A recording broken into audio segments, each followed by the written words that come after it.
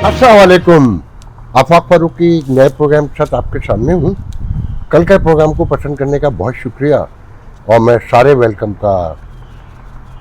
सारे कमेंट्स का वेलकम करता हूँ। अच्छे बुरे सबकी राय है।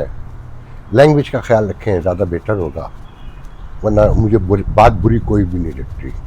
और बार बार कहा कि प्लीज़ सवाल करें, एक दूसरे को जानने का मौका मिलेगा, समझने का मौका मिलेगा, मामलात को सुलझाने में मदद मिलेगी। और तबसरे ही होते हैं।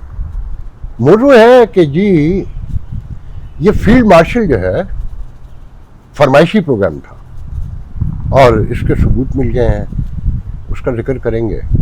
और इसकी ज़रूरत क्यों पड़ी उसके भी इधर उधर से आसार इम्कानात और सबूत जो है वो सामने आ रहे हैं कि ऐसा सब कुछ क्यों हो रहा है।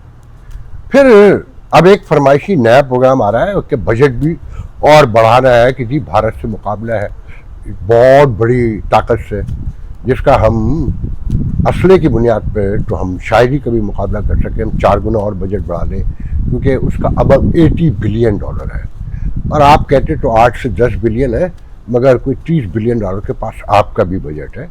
और वो जैसे है वो सबको पता है कि आपकी कितनी बड़ी एम्पायर है, कितने फ्रंट मैन हैं और कैसे कुछ सब कुछ सामने है।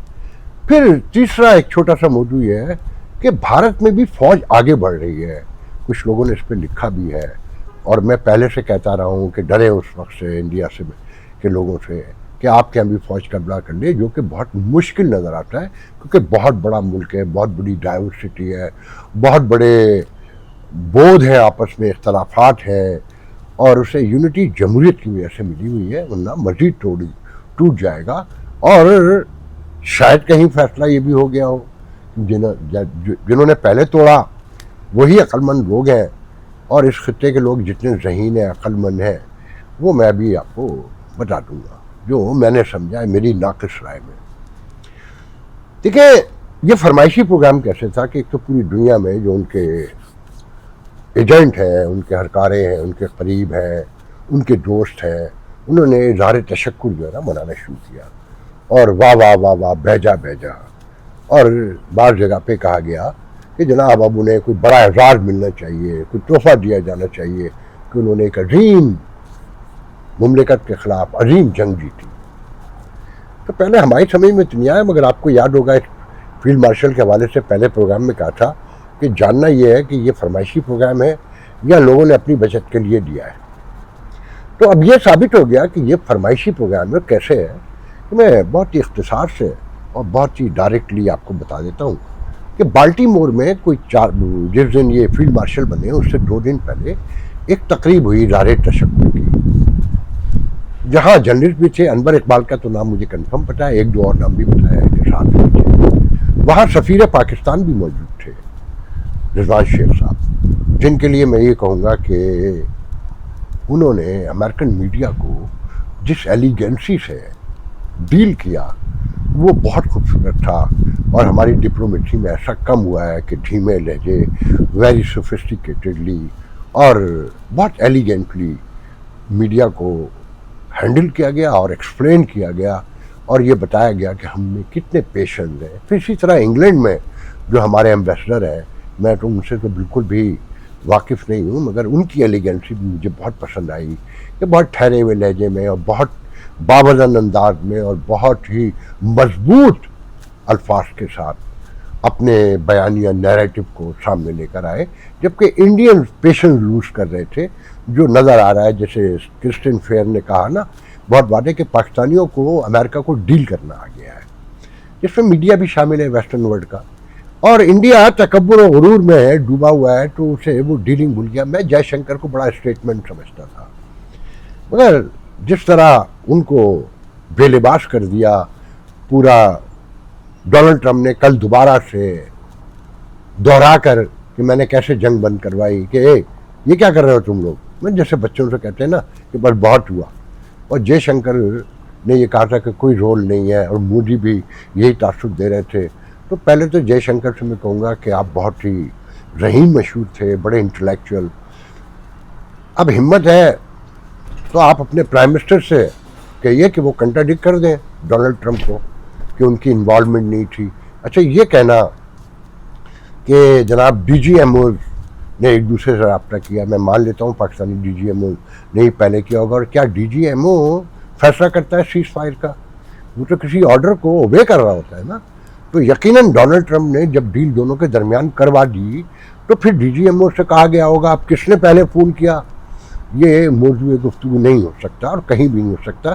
ہم مانے لیتے ہیں پاکستان نے پہلے کیا ہوگا, مگر آپ ریڈی تھے نا, آپ تو جنگ جیت رہے تھے بہت بڑے پیمانے پر, آپ نے ٹارگیٹ بڑے زبردست لگائے اور آپ ٹیررزم ختم کرنے نکلے تھے, تو آپ نے کیسے سیز فائر کر دیا؟ آپ نے ایک ڈی جی ایم او کے کہنے کے اوپر سیز فائر ایکسیپٹ کر لیا اور سب کچھ اپنے ہاتھ سے جانے دیا. تو بہرحال جے شنکر سے ہم موضوع کو ہٹاتے ہیں کہ انعام لینا تھا, اور انعام لینا تھا. یہ فرمائشی پروگرام کیسے تھا کہ جو تقریب اظہار تشکر کی بالٹی مور میں ہوئی, میری لینڈ میں نہیں جانتا وہ کون لوگ تھے, مگر وہاں 100-125 لوگ موجود تھے, اور جو ایمبیسڈر جن کی میں ابھی تعریف کر رہا تھا ان کے ساتھ یا ان سے الگ یہ مجھے نہیں معلوم, جو یہاں بریگیڈیئر ہیں آئی ایس آئی کے, جو ہر ایمبیسی میں ہوتے ہیں, ہر ملک کے ہوتے ہیں, کرنل بھی ہو سکتا ہے, بریگیڈیئر بھی ہو سکتا ہے. تو بلکہ میں یہاں یہ بھی ذکر کروں گا کہ مجھے پہلی بار انڈیا کے ایجنٹ جو خالد مقبول نام تھا ان کا, شاید جو گورنر بنے پنجاب کے, وہ یہاں ملٹری اٹیچی تھے جیسے آج بریگیڈیئر صاحب ہے. تو انہوں نے میرے بارے میں فرسٹ ٹائم کہا تھا کہ آفاق تو انڈین ایجنٹ ہے, اور پہلی بار مجھے سرخرو کیا گیا تھا, یہ خطاب دے کر ریکگنائز کیا گیا تھا. کیونکہ پاکستان میں تو جو پالیسی کے خلاف بات کرے وہ غدار ہوتا ہے, وہ انڈیا کے ایجنٹ ہوتا ہے. تو یہ بریگیڈیئر, یہ جو یہاں پہ لوگ ہوتے ہیں, یہ دوسرے معاملات ڈیل کرنے کے لیے ہوتے ہیں, مگر ہمارا جو ملٹری اٹیچی ہوتا ہے یا پاکستان مشن میں جو بیٹھے ہوتے ہیں یہ کمیونٹی کے معاملات ہی ڈیل کر رہے ہوتے ہیں اور کمیونٹی پہ نظر رکھے ہوتے ہیں. جبکہ آئی بی کے لوگ بھی آتے رہے کمیونٹی ویلفیئر کے نام پر. عمر شیخ تھے نا جو لاہور کے ڈی پی او کے طور پہ بہت مشہور ہوئے تھے, جنہوں نے کہا تھا کہ وہ جو عورت ہائی وے پہ جس کے ساتھ ریپ ہوا تھا, ان کہا تھا کہ عورتوں کو اکیلے جانا نہیں چاہیے. وہ آئی بی کے افسر تھے اس وقت, اور یہاں کمیونٹی ویلفیئر آفیسر کے نام پر آئے تھے, اور میرے اخبار میں 3 سال انہوں نے کالم بھی لکھا, جو بہت کم لوگوں کو پتا تھا کہ یہ کون ہے. تو خیر, تو وہ بھی وہاں موجود تھے. تو وہ جو اسٹیج سیکرٹری تھا, کوئی لڑکا حافظ کر کے نام بتایا جاتا اس کا, تو جب تقریب کے اینڈ پر اس نے کہا جی ہم مطالبہ کرتے ہیں کہ حافظ منیر صاحب کو فیلڈ مارشل کا خطاب دیا جائے, تو انہوں نے یہ جنگ جیتی. ان کا یہ کہنے کے 2 دن کے بعد وہ فیلڈ مارشل ہو گئے. تو لوگوں کے کان کھڑے ہوئے. تو اس لڑکے نے پوچھا کچھ لوگوں نے کہ بھائی یہ تو بتا, تجھے کیسے پتا تھا, تو نے یہ مطالبہ کیوں کیا؟ اس نے کہا میں نے کہا مطالبہ کیا, تو مجھے تو بریگیڈیئر صاحب کی طرف سے پرچی آئی تھی کہ آپ یہ کہیں. کیا کہا کہ مجھے تو بریگیڈیئر صاحب کی طرف سے پرچی آئی تھی. اب کس نے پہنچائی؟ ڈائریکٹ دی, کسی کے تھرو دی اینکر کو, جو ڈائٹ سیکرٹری تھا جو کمپیئرنگ کر رہا تھا, اس نے یہ بتایا کہ جناب مجھے تو پرچی دی گئی تھی, میرے ذہن میں کہاں سے آ سکتا تھا. تو آیا سمجھ میں کہ یہ فرمائشی پروگرام تھا. جیسے میں نے پچھلے پروگراموں میں بتایا آپ کو کہ ایکسٹینشن چاہیے ہو تو سمری بن کے وہاں سے آتی ہے جی ایچ کیو سے, کہ حضور سائن کرنے ہیں, جو بل پاس کرنا ہے وہ بھی کرنا ہے, کورٹ جانا ہے, جو کرنا ہے یہ آپ لوگوں کا مسئلہ ہے, مگر یہ ایکسٹینشن دینی ہے آپ نے. اور یہ پپٹ لوگ جو سامنے بیٹھے ہیں, وہ کوئی بھی ہو, کسی کی بھی حکومت ہو, عمران کی ہو تو آپ نے دیکھا, ان کی ہو تو دیکھا کہ یہ ترمیمیں بھی لاتے ہیں, آئین بھی کا حلیہ بھی بگاڑتے ہیں, ووٹ کو عزت دیتے ووٹ کی لینا بھی شروع کر دیتے ہیں. انہوں نے تو یہ کرنا ہوتا ہے. تو اس طرح یہ فیلڈ مارشل بنے کہ پہلے انہوں نے پبلک سے بظاہر کہلوایا کہ جناب عوام کی ول کے مطابق وہ بنے ہیں کہ جناب ان کو ایک تحفہ دیا جائے کہ بہت بڑی جنگ جیتی ہے. جبکہ میرا کہنا یہ کہ گراؤنڈ پہ یہ ہار گئے تھے.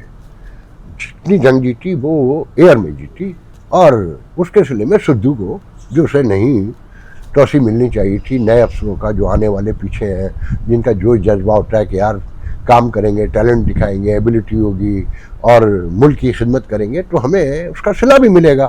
مگر ہمارے یہاں راستہ ہی روک دیا جاتا ہے, کسی ایک کو آگے بڑھا کر, کسی ایک کو کنٹینیو کر کے.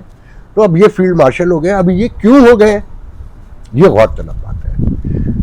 جو میری ابھی تک رائے وہ یہی ہے کہ جو ڈونلڈ ٹرمپ کی نے جس طرح سے پاکستان کی تعریف کل کی ہے کہ جناب وہ بڑے رحیم لوگ ہیں، ٹیلنٹڈ ہیں، میرا بڑا گہرا تعلق ہے اور میں نے جنگ رکوائی، مودی کو بھی گنڈا کر دیا، جے شنکر کو بھی کر دیا، تو کوئی بڑا مقصد ہے پیچھے ایک تو، اور ساتھ میں کچھ لوگوں کا خیال یہ ہے، میں نہیں کہہ سکتا کہ پی ٹی آئی سے ڈیل بھی امریکنز کروا رہے ہیں، اور خان صاحب کے بارے میں کسی کو کچھ پتہ بھی نہیں ہے کہ وہ کب پلٹ جائیں گے. اور پاپولرٹی کا حال یہ ہے کہ میری ایک دوست ہے واشنگٹن ڈی سی میں رہتی ہے، ہیوسٹن آئی ہوئی، اتفاق سے میں ڈلس آ گیا ہوں، میں ان کا کوئی زیادہ تعارف نہیں کراؤں گا. وہ عمران کی سیاسی نظریاتی مخالف سمجھی جاتی ہے گفتگو سے بھی، اور لاجک ہے ان کے پاس. تو انہوں نے بتایا کہ میں اگر 100 لوگوں سے ہیوسٹن میں ملی ہوں یا واشنگٹن ڈی سی میں، 100 کے 100 جو ہے نا سب پی ٹی آئی کے لوگ ہیں. ڈائسپورا بہت امپورٹنٹ ہے. اچھا پھر پاکستان میں میں 10 ماہ رہ کر آیا ہوں، میں نظریاتی کھلا مخالف ہوں، کل بھی تھا آج بھی ہوں. بلکہ کل میرے ایک بہت پرانے دوست نے مجھے الزام لگایا، میسج کیا واٹس ایپ پہ کہ تم بھی اب عمران خان کے شرم کرنے آنی چاہیے تمہیں، تم اپنے اسٹانس سے ہٹ رہے ہو. تو میں نے کہا نہیں، ایسا کبھی بھی نہیں ہوا، مگر جو ول آف پبلک ہے اس سے ہٹ کے ہم نہیں رہ سکتے اگر ڈیموکریسی کو ہم مانتے ہیں. میں یہ کہتا ہوں، بار بار کہتا ہوں کہ خان صاحب کو آنے دیں، کسی کے آنے سے ملک نہیں ختم ہو جاتے. وہ اگر غلط ہے، وہ اگر فیک ہے، وہ اپنے نظریات جو وہ بیان کر رہا ہے اس سے نہیں جڑا ہوا، تو وہ 2 سال 3 سال 2.5 سال سب کے سامنے آ جائے گا. پوری دنیا میں ہوتا رہا ہے اور ہمیشہ ہوتا رہے گا کہ جھوٹ اور سچ الگ ہو جاتے ہیں. بہرحال تو میں آپ کو اصل بات آج یہ بتانا چاہتا تھا کہ یہ فرمائشی پروگرام تھا. اچھا ساتھ میں جو میں کہہ رہا ہوں کہ دیکھیں، میرے کچھ دوستوں نے لکھا بھی ہے کہ انڈیا میں فوج بہت آگے بڑھ رہی ہے. خطرہ یہ ہے کہ کیا ایک تو جمہوریت وہاں جیسے ایکسکیوز ہو رہی ہے، جو قدغنے ہیں وہاں فریڈم آف ایکسپریشن سے لے کر مار پٹائی سے لے کر بڑے بڑے میڈیا ہاؤسز کو بند کیا گیا، دھکے مارے گئے، نکالا گیا، پکڑے گئے. اور فوج کو جس طرح فری ہینڈ دیا گیا، پہلے تو وہ سارے فیصلے کیبنٹ کرتی تھی، پرائم منسٹر کرتا تھا، اب یہ کہا جاتا ہے نہیں فوج کے پاس فری ہینڈ ہے، جو چاہے کرے. اور فوج بھی جس طرح بڑھ چڑھ کر بیانات دے رہی ہے، وہ بالکل پاکستان والا اسٹائل آلموسٹ نظر آنے لگا ہے. تو خطرہ ہے، اور انڈین کو یہ بات سمجھنی ہوگی کہ یہ بات میں تو سمجھتا ہوں اتنی دور سے بیٹھ کے کہ ہندوستان جتنا بڑا ملک ہے، جتنی وہاں بایو لنگوسٹک سے لے کر ریلیجیس اور فرقہ واریت اور لینگویجز اور سارا ہر چیز ملا دیں تو سب بہت ڈفرینٹ ہے. صرف جمہوریت نے انہیں خود مختاری نے صوبوں کی جوڑ کے رکھا ہوا ہے. اگر خدا نخواستہ لسٹ کے چکر میں فوج نے کوئی اقدام کیا تو اول تو وہ ناکام ہو جائے گی، اور اگر کامیاب ہوئی تو ملک کا شرارہ بکھر جائے گا. یہ جو خواب ہے آپ لوگوں کے سپر پاور کے، اور یہ وہ تو آدھے تو ویسے ہی خاک میں مل گئے ہیں. غرور تکبر کم کیجیے. یہ جو آپ لوگ کہتے ہیں نا انڈین، تو دیکھیں امریکہ میں اور یورپ میں ہماری کامیابی دیکھیں کہ گوگل کا ہیڈ بھی ہمارا ہے، تو فیس بک کا بھی ہمارا ہے، فلانے کا ہمارا ہے. وہ پہلے تو یہ بتائیں کوئی آپ کی انوویشن ہے کوئی بڑی، کوئی ایسی فیس بک ٹائپ کی یا امیزون کی یا گوگل کی یا ایپل کی، وہ مطلب کسی چیز میں بھی آپ مینیجر اچھے ہیں کیونکہ آپ کو اوبے کرنا بڑا اچھے طریقے سے آتا ہے، اور نیچے والے سے اوبے کروانا، کیونکہ کلاس سسٹم سے آئے نا کہ آپ کو معلوم ہے کہ نیچے والے کو، کمزور کو کیسے دبانا ہے اور طاقتور کے سامنے کیسے جی ہوئی کرنی ہے. تو اس بنیاد پہ آپ کامیاب ہیں. اور اسی لیے پھر آپ اسرائیل کے دوست ہیں. بڑی کمپنیاں کس کی ہیں؟ یہودیوں کی ہیں نا ساری. آپ کے ہندوستان سے اسرائیل سے کلوز تعلقات ہیں، آپ اس کا اسلحہ بھی یوز کر رہے ہیں. اچھا میں پاکستانیوں کو یہاں یہ بھی چلتے ہوئے سمجھا دوں کہ دیکھیں اسلحہ تو فرانس کا بھی استعمال ہوا، امریکہ کا بھی ہوا، چائنا کا آپ نے کیا، اپنا بھی کیا، اور یورپ کا اسلحہ بھی انڈیا نے استعمال کیا. جب مختلف اسلحے استعمال ہوئے تو اسرائیل کا بھی ہوا، مگر اسرائیل نے آپ کے خلاف کوئی بیان نہیں دیا. پاکستان کے آپ بیان دیتے ہیں اس کے خلاف، مگر ایک بیان نہیں لا سکتے آپ اسرائیل کا. جیسے ٹرکی نے آپ کی کھڑے ہو کے حمایت کی نا، اسرائیل نے ہندوستان کی کوئی حمایت نہیں. اسلحہ بیچا ہے تو وہ استعمال ہوگا. بلکہ یہ کہا جا رہا ہے نا کہ انڈین سب سے پہلے اسرائیلی ایمبیسی گئے، بتائیے کیا کرنا ہے، تو انہوں نے کہا یہ بات تو مودی جی پوچھے، ہم سے پوچھنے کی ضرورت نہیں ہے. تو آپ کو یہ چیزیں نوٹ رکھنی ہے. اگر ڈونلڈ ٹرمپ کے دورے کے بعد آپ کو سب نظر آ رہا ہے نا کہ سب نے ایکسیپٹ کرنا ہے. غازہ پہ آلموسٹ قبضہ ہو گیا نا, اس نے فارغ کر دیا نا. آج لوگوں کو یہ یاد نہیں ہے کہ یہ قبضہ کہاں سے شروع, اس کی کوشش کس نے کروائی. حماس کو سب بھول چکے ہیں جو آلموسٹ ختم ہو گئی ہے, مگر یہ تو سب کو نظر آ رہا ہے کہ قبضہ ہو گیا. ہاں قبضہ ہو گیا, اور وہ دنیا کو کسی کی بات کو خاطر میں نہیں لا رہا. وہ یورپین ڈیلیگیشن پہ بھی حملے کر رہا ہے, وہ سارا قبضہ بھی کر لیا, اور یہ سب تتر بتر ہو جائیں گے.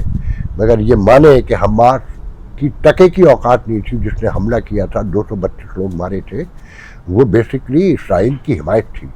اور ایران سے جو ڈیل ہو رہی ہے, میرا شبہ یہ ہے کہ یہ سب کچھ مینج تھا پہلے سے.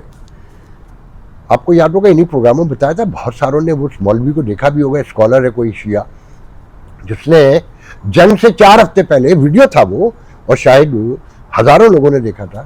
اس نے کہا تھا کہ ہم اسماعیل ہانیہ تیرا سودا کر دیا گیا ہے, تو بھی مارا جائے گا, تیرا نائب بھی مارا جائے گا جو تیرے بعد آئے گا.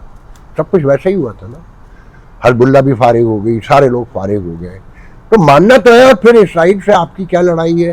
آج انڈیا کی جو یورپ ویسٹرن ورلڈ میں امریکہ میں کامیابیاں ہیں, جو بڑی بڑی کمپنیوں کے سی اوز ہیں, اس کی وجہ ٹوٹل یہ ہے کہ ان کے تعلقات سے نا کوئی ڈر نہیں ہے نا, اور مینیجرل جاب دی ہے نا. مطلب یہ تو نہیں ہے کہ ان کو پارٹنرشپ دے دی ہے, یا کوئی بڑی انوویشن میں ان کا نام کہیں سامنے آ گیا ہے, یا انڈین نے کوئی بڑی انوویشن کی ہے, ایسا تو کچھ نہیں ہے.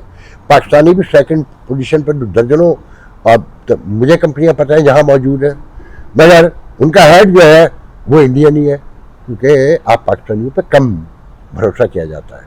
اس کی وجہ یہ کہ آپ ناجائز مخالفت کرتے ہیں. تو اس صورتحال میں ساری چیزوں کو دیکھیں. آخری بات یہ ہے کہ فیصل واڈا نے بھائی کمال ہی کیا سینٹ میں, کہا کہ اب فوج کا بجٹ بھی بڑھنا چاہیے, ہمارا مقابلہ انڈیا سے ہے, اور ترقی کو بھول جائے. بھائی تو کہے گا نا, تیری ترقی تو خوب ہو رہی ہے, تیرے گھر میں تو کسی چیز کی کمی نہیں ہے. تو نے بیٹی کی شادی کی تو تو نے علاقے کی سڑکیں بھی بنوائی دکھانے کے لیے کہ میں کتنا امیر آدمی ہوں.